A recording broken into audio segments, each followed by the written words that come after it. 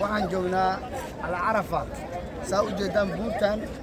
waa buurta Carafa oo Ilaahay subhanahu wa ta'ala quraankiisa ku leeyahay faiida afaltum min Carafatin fadhkuru Allaha 'inda al-mash'ar al-haram hadaad ka tagtaan Ilaahay xusala dhaay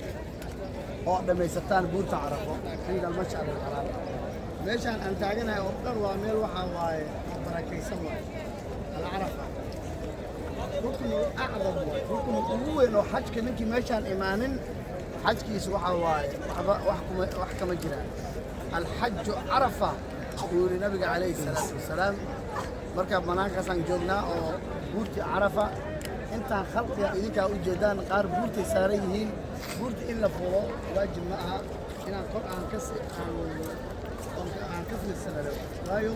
ذاتك هذه خرافات كعقوبة والد سارية هي maanta la meesha la fadhiyaa laakiin maalinta Carafo dhulkan oo dhan laga raba inaad joogtid Carafo duhur iyo casar iyo maghrib laakiin kuma dukanaysid duhur iyo casar isku dara inta la fadhinaa maalintaas laga ma bixi karo waalidii Carafa la dhaaf al-hajj Carafa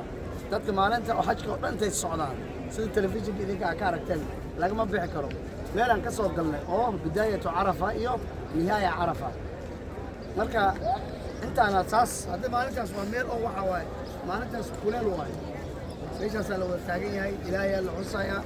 نبي عليه الصلاة والسلام أسأل أمره أو نوشة إن أو حج وكمل هاي إلهي ملائكته ليه فيري الضومري سيء عبودة الفيري مركا زيارة سأقول معنا ما أنت